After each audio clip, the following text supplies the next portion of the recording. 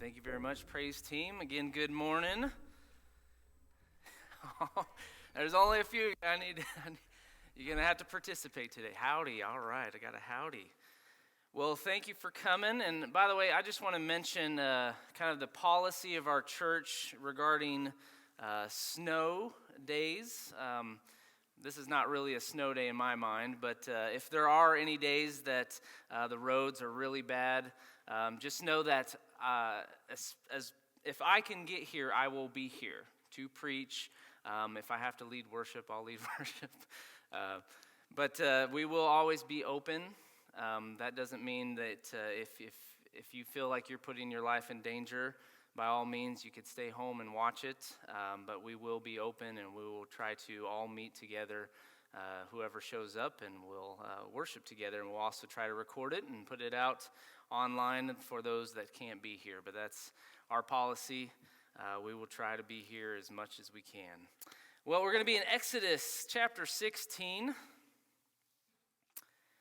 And before I get to that, I just wanted to say thank you so much. The church has been so generous to the staff of this church.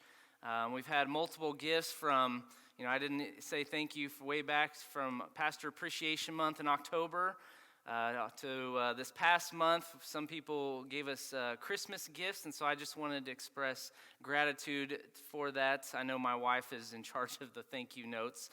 We've got a long list, but I'm going to go ahead and say thank you so much for your generosity, for helping us, and just showing your love towards us. We also wanted to say thank you for the Lottie Moon Christmas offering that was given this past month. Our goal was $2,500, and I knew we would blow that right out of the water. And we reached it with $5,396.82. So yeah, you more than doubled that. That's awesome. And also the EBC ladies during the month of December collected $4,100 and hundreds of pounds of food for Eudora Food Pantry. So again, thank you ladies for doing that. Yeah. All right, so we're going to be in Exodus 16. What is it? That is the title of my sermon. That is because we see that God delivered manna from heaven, and they didn't know what it was. They said, "What is it?" That's what manna means in Hebrew. Sounds like some people's cooking. What is it? Now, I wanted to do a quick survey, and since there's only a few of us in here, your vote counts. Your vote counts, and we're not going to find any kind of ballots in the back or anything like that. But favorite bread. First off, we've got the Outback Steakhouse bread. The second is the biscuits from Red Lobster. Third is the rolls from Texas Roadhouse. And fourth is Olive Garden breadsticks. So we'll go ahead and first, Outback Steakhouse bread. Anybody? Oh, we had a few, and then, okay, we got one there. The biscuits at Red Lobster. Best bread. Well, you can't vote, just vote once. All right, we got a few there. Roadhouse rolls. All right, I think that one won. And Olive Garden breadsticks. Okay, we had a few there. Roadhouse rolls, it looks like it is, which that is the correct answer. You guys did well. So manna, what is it?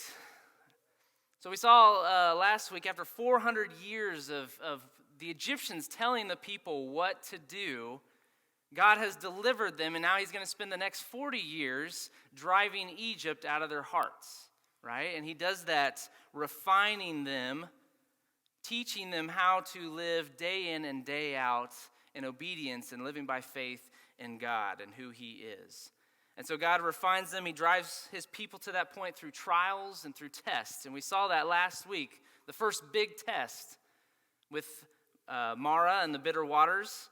And we saw that the test revealed who they were. They were bitter in their heart. It also revealed who God was, that there was a sweetness to God. He was the Jehovah Rapha, the God who heals.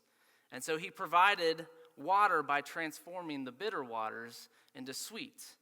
And then we saw him direct the people to this place of rest and refreshment, a place called Elim, which means sweet. And it had 12 springs of water, 70 palm trees, one for each tribe, a spring of water for each tribe, a palm tree for each elder. And then we pick up here at Elim here in Exodus 16, verses 1 through 8, and I'm going to have you stand one more time in the reading of God's word.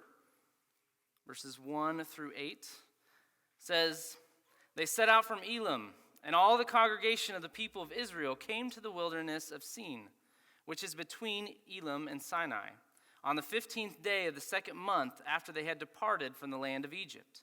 And the whole congregation of the people of Israel grumbled against Moses and Aaron in the wilderness. And the people of Israel said to them, 'Would that we had died by the hand of the Lord in the land of Egypt, when we sat by our meat pots and ate bread to the full. For you have brought us out into this wilderness to kill this whole assembly with hunger.' Then the Lord said to Moses, 'Behold, I am about to rain bread from heaven for you, and the people shall go out and gather a day's portion every day, that I may test them, whether they will walk in my law or not. On the 6th day, when they prepare what they bring in, it will be twice as much as they gather daily.' So Moses and Aaron said to all the people of Israel, 'At evening you shall know that it was the Lord who brought you out of the land of Egypt. And in the morning you shall see the glory of the Lord, because he has heard your grumbling against the Lord. For what are we that you grumble against us?' And Moses said, 'When the Lord gives you in the evening meat to eat, and in the morning bread to the full, because the Lord has heard your grumbling, that you grumble against him, what are we? Your grumbling is not against us, but against the Lord.'" All right, thank you. You may be seated. So the Israelites departed from this place of rest, Elim, after a 1-month reprieve. They spent a whole month there. And then it says in verses 1, they departed, and then they began to grumble. The whole congregation of Israel began to grumble. So between verses 1 and 2, we really don't know how much time has passed, but it almost seems instantaneous. So they went from this time of refreshment and almost instantaneously started grumbling again. Now the word there, the Hebrew word for grumbling, is to show oneself obstinance, to be stubborn. That means they had a rebellious attitude. Now who are they rebelling against? It says they grumbled against Moses and against Aaron. But if you look further into verse 8, it says, Moses said, "Your grumbling is not against us, but against the Lord."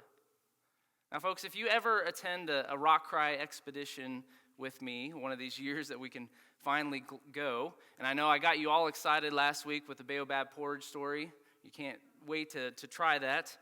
But if you ever go, you're going to have this time of training right before we depart. And during this training, you'll hear some of the rules of rock cry. And this is to protect you, to protect the group. Where we're going is not the safest place. But the number one rule of rock cry is no whining. No whining. Are there many aspects of that trip that are difficult that you could grumble and complain about? Yes, there are. Now, can you react in a way to this bitter situation without reacting bitterly? Yes, you can. We saw that last week, right? So when we complain, what we do is we draw our attention off of what God has led us to, what God is about to do, why we're there, and you draw it to yourself, your preferences, your circumstance. And so that is the danger of complaining. And even if you don't see it, what you're doing is you're really grumbling against the Lord, since he's allowed you or even led you into that trial, into that difficult spot, around that difficult person. And you're saying, "Hey, I'm discontent with you, God, because I'm discontent with this part of my life that you've led me or allowed me to be in." Now, I think a good rule here at EBC would be that no whining, no complaining, no slandering. We need to realize that when we speak out of this mouth of ours, that it's overflowing from the heart. Out of the heart, or out of the abundance of the heart, the mouth speaks. So upon that truth, when we get in these situations where we can complain and grumble or slander or gossip, we need to realize that there's a heart issue there. That maybe the thing we need to really tackle is not this situation, this circumstance, or this person. Maybe we need to address this right here, the heart. I need to bring my heart to God and say, "Lord, draw this impurity out of my heart. Make me new." Last week, the people, they were dying of thirst, and they murmured and complained. But also last week, Moses was dying of thirst, and what did he do? He prayed. He took it to the Lord, expressed his heart. He went to God. Charles Spurgeon said this, 10 minutes praying is better than a year's murmuring. And that's true. So in the grumbling, the discontent, the unbelief, it went deep into their heart. And we see this in verse 3. They even complained, would that we had died by the hand of the Lord in the land of Egypt, when we sat by the meat pots and ate bread to the full, for you brought us out into the wilderness to kill this whole assembly with hunger.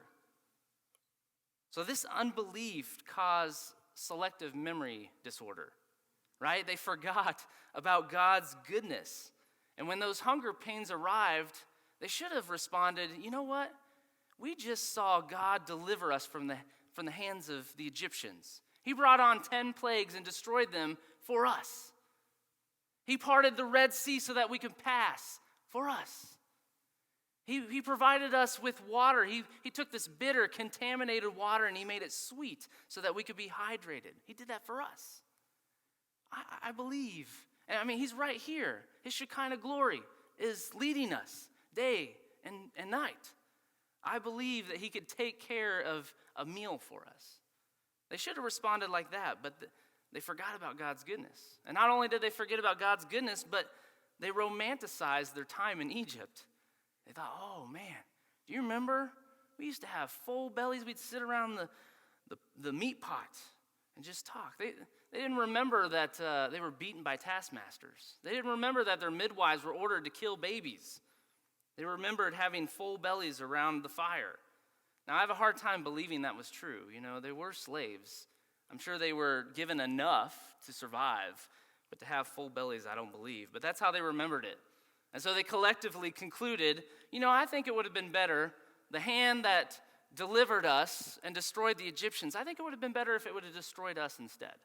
So that's the conclusion they came up with. Now, we could give the Israelites a hard time. We say, those Israelites, they just don't get it.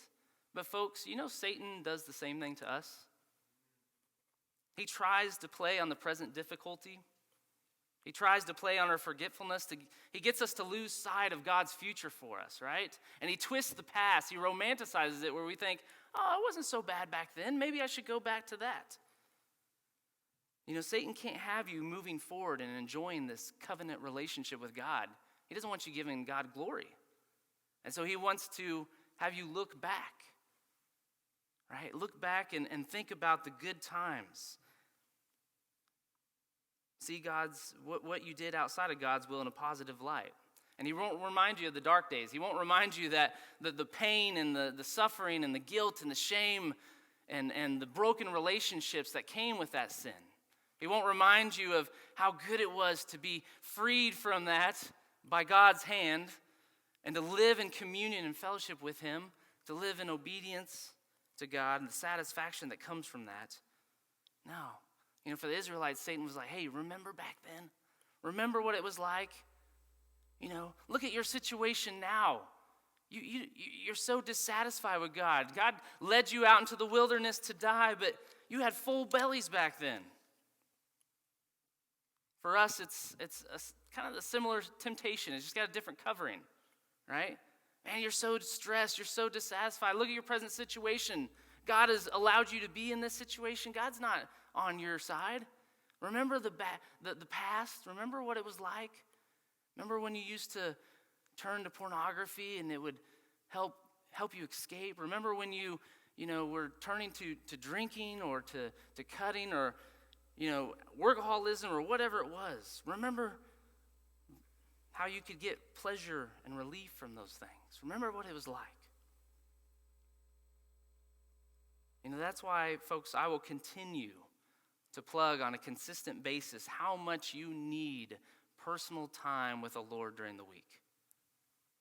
I know some of you are just trying to get by this being your only spiritual meal for the week. And let me just tell you, you are greatly malnourished. You cannot survive spiritually with just this being your only meal for the week. Being on multiple safaris, I've seen cheetahs and leopards waiting for, their prey to pass by. You know which one they usually attack? It's usually the weak one, right? And Satan loves to just prey on the weak.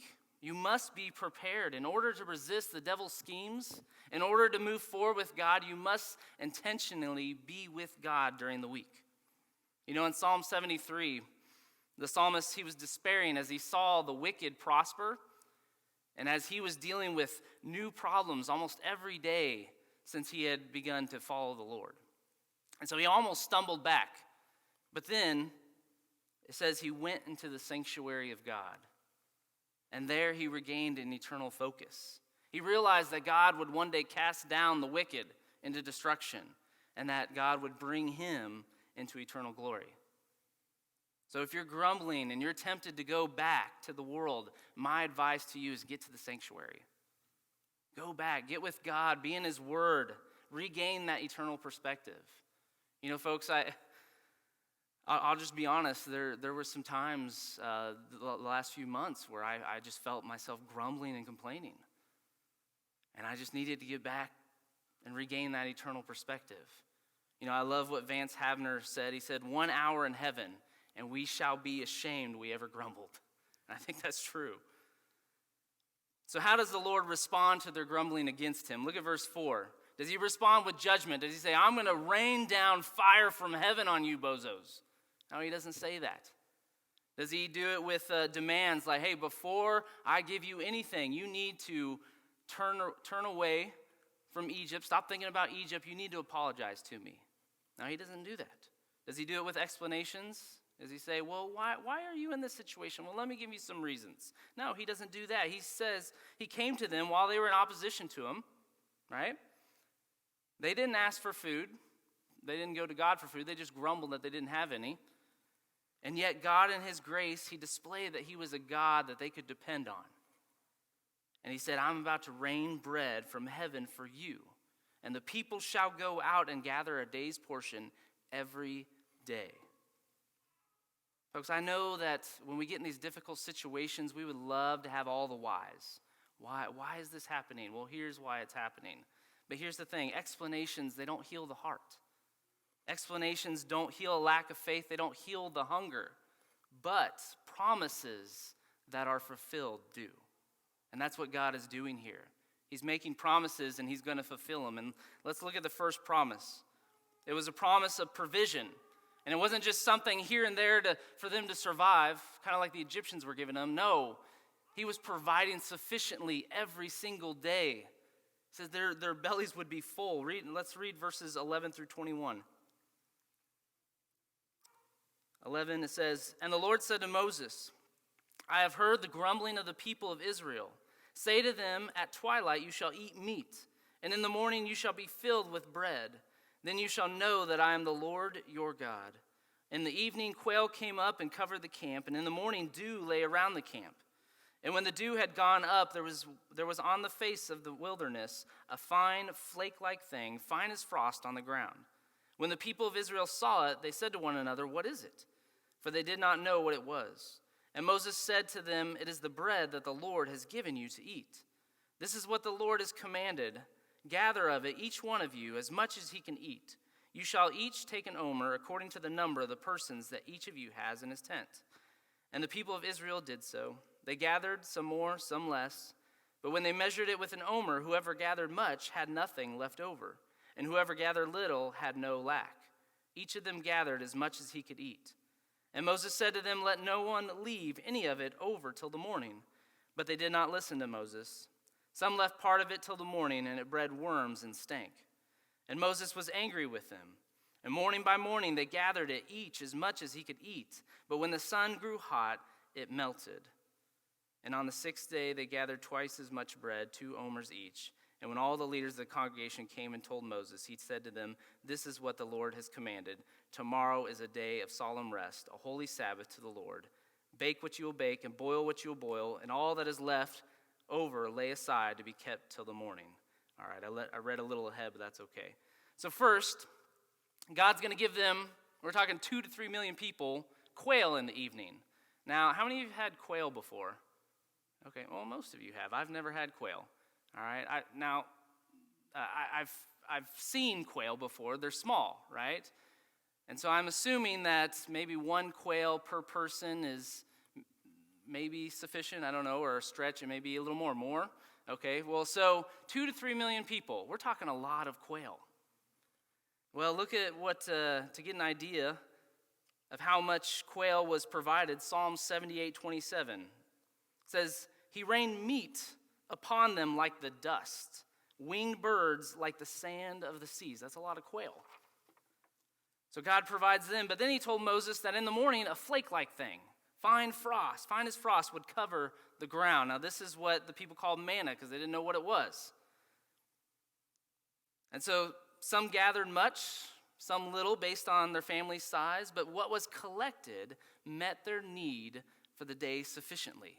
There was no waste and there was no want. It was like just the right portion, the Goldilocks portion. Now God's provision was sufficient for all. You know, it wasn't just given to God's favorites, the wealthy, the strong. It was given to all people. Charles Spurgeon put it this way. He said, "The delicacies of kings were outdone, for the dainties of angels were supplied. Bread of the mighty ones fell on feeble man. Those who are lower than the angels fared as well. It was not for priests or the princes that the manna fell, but for the whole nation, for every man, woman, and child in the camp. And there was sufficient for them all, for he sent the meat to the full. God's banquets are never stinted. He gives the best diet and plenty of it." You know, in John chapter 6, the day after Jesus had fed the 5,000 plus, the crowd comes to him and they say, "What sign do you do that we may see and believe you?" He just fed 5,000 plus from a little bit of food. But they say, "What work do you perform? Our fathers ate the manna in the wilderness, as it is written. He gave them bread from heaven to eat." Then Jesus said to them, "Truly, truly, I say to you, it was not Moses who gave the bread from heaven, but my Father gives you the true bread from heaven. For the bread of God is he who comes down from heaven and gives life to the world." They said to him, "Sir, give us this bread always." And Jesus said to them, "I am the bread of life. Whoever comes to me shall not hunger, and whoever believes in me shall never thirst." And if you drop down to verse 47, it says, "Truly, truly, I say to you, whoever believes has eternal life. I am the bread of life. Your fathers ate the manna in the wilderness, and they died. But this is the bread that comes down from heaven, so that one may eat it and not die. I am the living bread that came down from heaven. If anyone eats of this bread, he will live forever." So, folks, the crowd reasoned that Jesus' miraculous feeding was a small miracle compared to what Moses did. You know, Moses fed the 2 to 3 million people for 40 years, every single day. And yet, they said, "In order for us to believe you, Jesus, we want you to outdo Moses." And Jesus replied, first off, Moses did not feed the Israelites. That was all God. God sent it from heaven. But then he says, second, they ate that bread and they all died. He says, "But I'm the bread of life, a bread that has come from heaven, that if someone were to believe to consume me, they would never die." Now, church, this is the favor that we've all been awarded as well. Although we were in opposition to God, although we were grumbling and complaining, while we were yet sinners, God demonstrated his love for us in this way, that Christ died for us all. He has sufficiently provided for us our greatest need. We needed a Savior, a scapegoat, a perfect substitute sacrifice.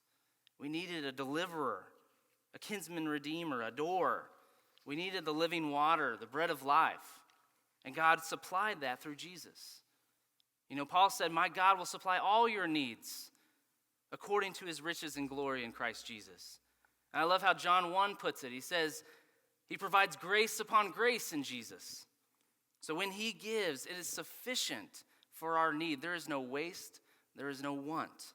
Jesus will satisfy all who come to him. Do you believe that? Does your life reflect that you are satisfied sufficiently with Jesus? Now, the second promise here is that God promises sufficient sanctification. Now, if you don't know, that's kind of a big word that means to make holy, to set apart. So this promise here from God was to meet a physical need, but it was also for the people to know that he was the Lord their God. That's from verse 12. He's not just filling their stomachs, right? He's shepherding their hearts, teaching them how to live by faith and that he is worthy of their trust. Now this put the people to the test, right? God's saying, hey, I'm going to provide manna for you each and every morning. You can trust me. Don't take any extra. It's going to spoil. Just trust me that tomorrow there will be more for you. I always thought, God could have created bread that if they ate once would have filled their bellies for 40 years, or could have created bread that never rotted, that they could just collect and keep forever. He could have done that. But he created bread that expired after one day. Why did he do that? Well, it's because he wanted them to have faith that he would consistently and constantly provide day after day after day. And this went against everything they knew and experienced, because they were from an agrarian community, right? They knew that crops don't grow new every day. So they knew when crops came in, they were supposed to harvest it all, keep it all, store it all up, ration it out until the next harvest. So this was going against what they knew and experienced. But this was different. This was supernatural. And so some people listened and obeyed, and some people, they woke up the next morning with a pile of stinky, worm-infested bread. But I love how this goes on for 40 years. It's a 40-year test. And whenever they failed, God patiently and lovingly said, hey, let's try again tomorrow. Now, church, as a believer, Jesus is shepherding your heart to trust the Lord each and every single day. Right? Jesus said in Matthew 6:34, he says, don't worry about tomorrow, for tomorrow has enough trouble of its own.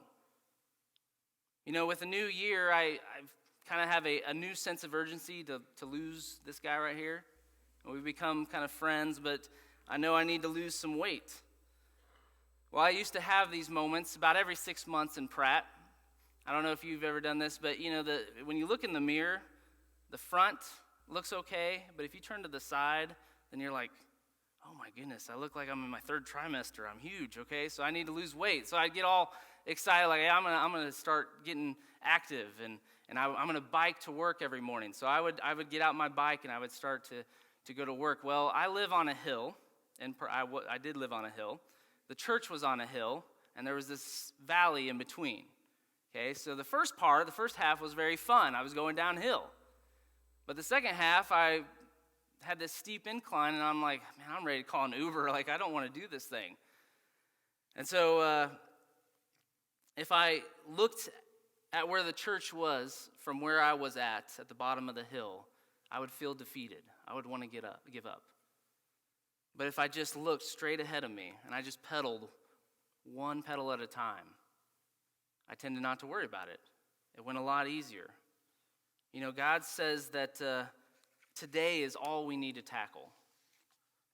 That we don't need to worry about tomorrow's tasks or tomorrow's troubles. They may not even happen. Do you guys realize that? I heard a lady once say, she was a godly woman. She learned a valuable lesson in life. She said, I've had a lot of trouble in my life, and most of it never happened. I think that would be true for most of us. Just imagine what Moses could have thought. He could have said, I'm out here in the wilderness with 2 to 3 million people. How am I going to feed these people every single day for who knows how long? What if they get food poisoning and the caravan can't continue to move and we just got to stay there? He could have had all these hypothetical what if. But God took care of that uphill problem with manna one day at a time. Folks, if you feel anxious over what tomorrow holds, don't reach back for the controls. Don't go back to that. That never worked. But just give that over to God, remembering that God will supply all your needs according to his riches in Christ Jesus. Just like manna, one day at a time. Do you trust that God is the good shepherd that will lead you to that full life? Now, the last promise here that we're going to look at is that God promises sufficient rest. Let's read verses 22 through 30. It says, on the 6th day they gathered twice as much bread, 2 omers each. And when all the leaders of the congregation came and told Moses, he said to them, this is what the Lord has commanded. Tomorrow is a day of solemn rest, a holy Sabbath to the Lord. Bake what you will bake and boil what you will boil. And all that is left over lay aside to be kept till the morning. So they laid it aside till the morning, as Moses commanded them, and it did not stink. There were no worms in it. And Moses says, eat it today, for today is the Sabbath to the Lord. Today you will not find it in the field. 6 days you shall gather it, but on the seventh day, which is a Sabbath, there will be none.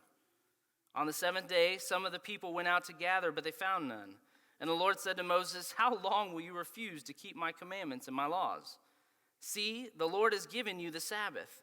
Therefore, on the sixth day, he gives you bread for 2 days. Remain each of you in his place. Let no one go out of his place on the seventh day. So the people rested on the seventh day.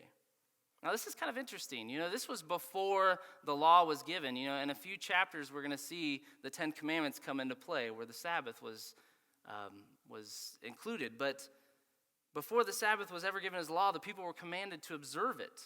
The Sabbath was this weekly kind of tutorial for anxious people. Now, any of you ever been self-employed, like business owners? Okay, a few of you. All right, you probably know what it's like, especially at the beginning, where you're living day by day, paycheck to paycheck. You got these tight financial margins, and if you miss a day's work, you miss a day's pay. You have bills to pay. You have competitors to beat. Time is money. Now, I want you to consider what's going on here in this community of people, this agrarian community. Time might mean survival, right? If you were to plant too late and miss the rains, then you're in trouble. Or if you were to harvest too late, say you take some time off, you harvest a day late, it may over-ripen, it may rot.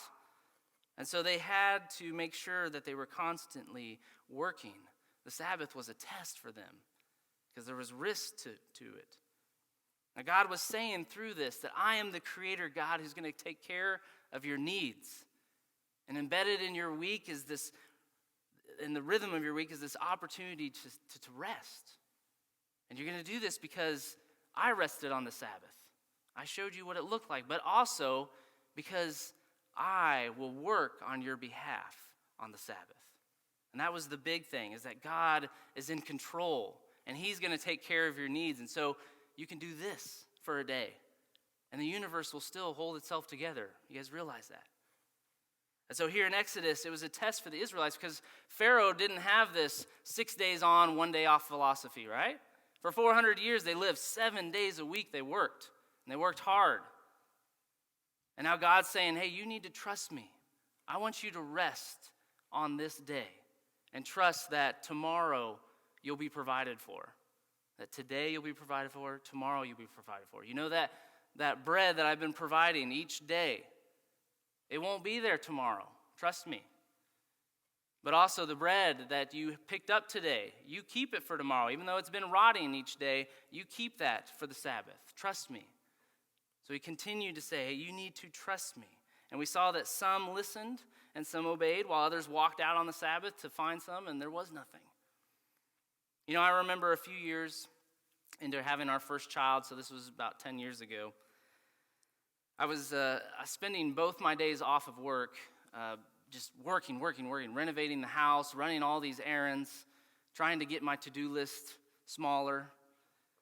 But folks, just know that your to-do list is always growing. It's always going to be added to. But I needed physical rest for my body, and I remember being convicted by the Lord to rest. And it was much more than just physical rest. It started a conviction of physical rest, but it ended up being conviction of spiritual rest as well. And God told me that there's always going to be stuff to accomplish on my to-do list. Until the day I die, there's going to be a to-do list.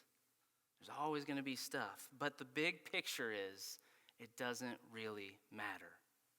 That you can take your hands off of it. You can not accomplish anything on that list for the day, and God will still hold the universe together. And he'll still take care of you. That I can work and I can work and I can work, but guess what? God can accomplish more work on my day off on my behalf than I can do all the rest of the days. He says, do you believe this? And so for me, it was a test, and I said, all right, I need to start taking 1 day just to rest. Now, it became a family day as well, but it was a time to rest physically, a time to rest spiritually. I needed to release control. Now, folks, if there is anything in this never-stopping world that we need to cement as a fixture in our lives, it's consistent rest. If there's anything that our children and our grandchildren need to learn to do, it's rest. Because the world says, go, go, go, go, go, don't stop. Don't stop or you miss out. And God's saying, no, you need to rest. And yes, we're talking physically, that's a nap on the couch is needed at times. But it's also a rest and a who, right? Jesus fulfilled the law. He is the fulfillment of the Sabbath. He is our Sabbath, our complete rest. Last week I mentioned it, Matthew 11, he says, come to me all who are weary and heavy burdened, and I will give you rest. Man, who needs that invitation this morning? Especially after a year like 2020. Now, I want you to look to the person beside you, and I want you to say, you need that rest. Some of you need to look way over across the aisle. Will you rest in the promises and provision that God fulfilled through Jesus? You know, there's a story, and I'll conclude with this. There's a story about Abraham Lincoln. He was visiting a slave auction, and upon arriving, he saw a young slave girl that was up on the block, and he was moved with compassion, and he bought her. And after purchasing her, Lincoln told this disbelieving young girl that she was free. And she goes, free? What does that mean? And Lincoln replied, it means you're free. And she says, well, does this mean I can say whatever I want to say? And Lincoln replied, yes, dear. That means you can say whatever you want to say. And she goes, well, does that mean I can be whoever I want to be? And he goes, yes, dear. That means you could be whoever you want to be. And then she goes, does that mean I can go wherever I want to go? And he says, yes, dear, you can go wherever you want to go. And the story goes, with tears streaming down her face, she goes, then I will go with you. Now, folks, Jesus has freed you. He has freed you, and he doesn't want you to go back into slavery, back into stuff that's just empty. He has freed you to move forward in a life with him. Do you trust that he is the good shepherd? Do you trust that he is the bread of life that satisfies? Do you trust that he is the Lord of the Sabbath that gives rest to your soul? You know, Satan is full of empty promises. He's like a spiritual politician. He's got all these lofty promises that never fulfill. He tries to say, hey, this will satisfy you. Go back to this. This was good. This will fulfill your life. And it doesn't. You and I know that. Jesus says, come to me. I can fulfill the promise of sufficient provision, sufficient sanctification, sufficient rest. Because I am the good shepherd. I am the Lord of the Sabbath. I am the bread of life. Will you follow Jesus today? Let's pray.